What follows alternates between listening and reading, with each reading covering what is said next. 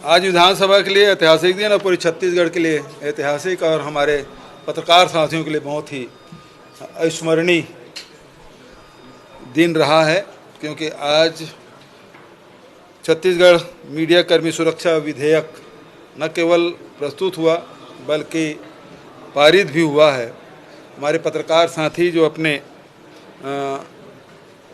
जान जोखिम में डालकर अंदरूनी क्षेत्रों में जाकर खबर लाते हैं, बहुत सारे ऐसे लेख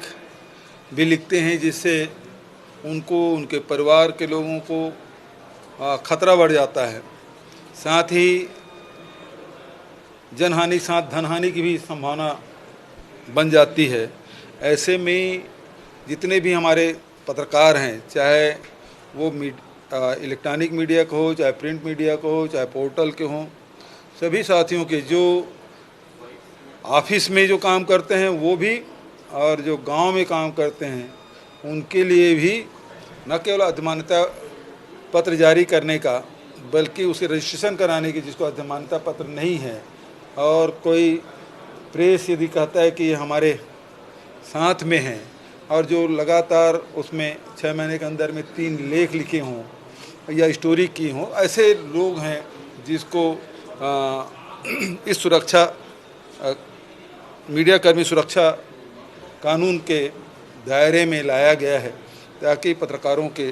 सुरक्षा हो सके। यदि उनके साथ कोई शासकीय कर्मचारी यदि दुर्व्यवहार करते हैं या फिर उनकी शिकायत के लिए भी एक समिति बनी है जिसको बहुत अधिकार संपन्न बनाया गया है, जो प्रदेश स्तर पे होगा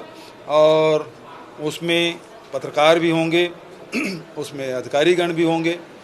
तो वो सब मिल के 6 लोगों की समिति बनेगी जिसके माध्यम से उसे सुनवाई की जा सकेगी और आवश्यक निर्देश भी दे सकेंगे और दंड भी का प्रावधान है। यदि उससे संतुष्ट नहीं होते तो अपील की भी प्रावधान रखा गया है। लेकिन यदि कोई गलत शिकायत करता है तो उसके भी उसमें दंड के प्रावधान रखे गए हैं। तो इस प्रकार से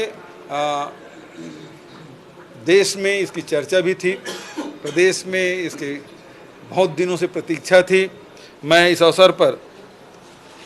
जस्टिस आफ्ताब आलम जी, सुप्रीम कोर्ट के सेवानिवृत्त न्यायाधीश आफ्ताब आलम जी की अध्यक्षता में एक प्रारूप समिति बनी थी जिसके सदस्य न्यायमूर्ति सेवानिवृत्त श्रीमती अंजना प्रकाश जी, उच्चतम न्यायालय के वरिष्ठ अधिवक्ता श्री राजू रामचंद्रन जी, वरिष्ठ पत्रकार आज हमारे बीच में नहीं हैं ललित सुरजन जी, श्री प्रकाश दुबे जी, मेरे सलाहकार रुचिर गर्ग जी, महाधिवक्ता विधि विभाग के प्रमुख सचिव, पुलिस महानिदेशक,